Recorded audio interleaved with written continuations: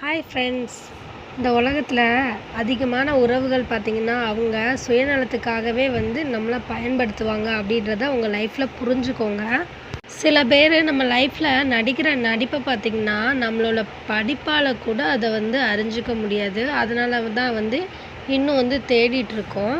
நம்ம லைஃப்பில் ஒரு சில விஷயங்களை இழந்ததுக்கு அப்புறமா பல விஷயத்த நம்ம வாழ்க்கையில் நம்மளை சுற்றி நெருக்கடி வரும் பாருங்கள். அப்போ தான் தெரியும் யார் நம்ம கூட நிற்கிறாங்க, யார் நம்ம கூட காலை வாரி விட்டுட்டு போகிறாங்க அப்படின்றது. எந்த இடத்துல நீங்கள் அவமானப்படுறீங்களோ, எந்த இடத்துல நீங்கள் வெறுக்கப்படுறீங்களோ, அங்கே பார்த்தீங்கன்னா உங்களுக்குன்னு ஒரு தனித்துவம் இருக்கும். அதை நீங்கள் வெளிக்கொண்டு வரணும். அவங்க முன்னாடி பார்த்தீங்கன்னா நீங்கள் எல்லா விஷயத்துலையும் தைரியமாக இருக்கணும். அதுதான் பார்த்தீங்கன்னா உங்களோட உண்மையான வெற்றி.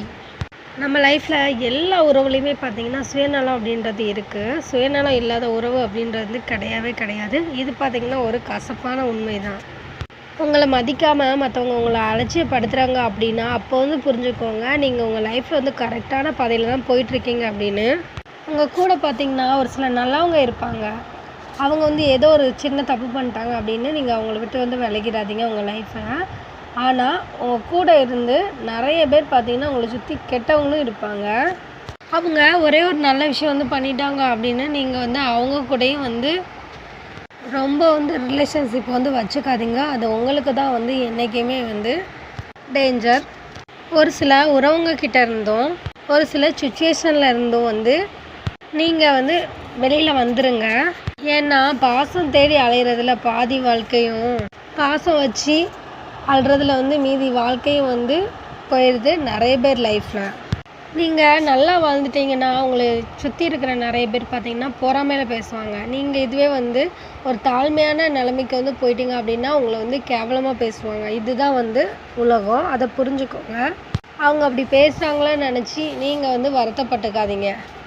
ஏன்னா எல்லார் லைஃப்புமே இப்படியே இருக்காது. ஒரு நாள் இல்லை ஒரு நாள் கண்டிப்பாக மாறும் அப்படின்ற நம்பிக்கை வச்சுட்டு வாழுங்க. சில பேர் முகம் பார்த்திங்கன்னா ரொம்ப நல்லவங்க மாதிரி இருக்கும். பட் அது கலண்டு விழுற வரைக்கும் நம்மளுக்கு தெரியாது அவங்க இவ்வளோ கெட்டவங்க அப்படின்றது. ஸோ இது பார்த்திங்கன்னா புரிஞ்சிக்காமல் இருக்கிறது நம்மளோட முட்டாள்தனம். இவ்வளோ நாளும் அவங்க நல்லவங்க அப்படின்னு ரொம்ப நம்பி ஏமாந்தது பார்த்திங்கன்னா ஃபுல் அண்ட் ஃபுல் உங்களோட முட்டாள்தனம் தான் சொல்ல முடியும். ஸோ ஒருத்தங்களை சும்மா உடனே யாரையுமே இவங்க இப்படி தான் அப்படின்னு நினச்சிடாதீங்க. ஏன்னா பல வருஷம் நம்ம கூட பழகுனவங்க கூட லாஸ்ட்டு அவங்க முகத்திரையை கலட்டும் போது பார்த்திங்கன்னா நம்மளால் அதை தாங்கிக்க முடியாது. நிறைய பேர் லைஃப்பில் உண்மையாகவே அனுபவிச்சிருப்பீங்க இருக்காங்க. 5 வருஷம் 10 வருஷம் பழகுனவங்க கூட இருக்காங்க.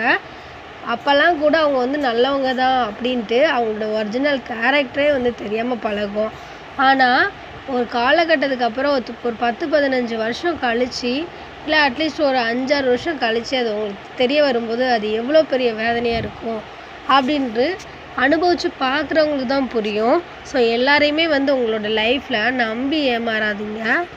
உங்கள் லைஃப்பில் நீங்களே யாரையும் தேடி போகாதீங்க, அவமதிக்கப்படுவீங்க. ஸோ அவங்க உங்களை தேடி வர்றதுக்கு மட்டும் நீங்கள் என்ன உண்டோ அந்த வேலையை பாருங்கள்.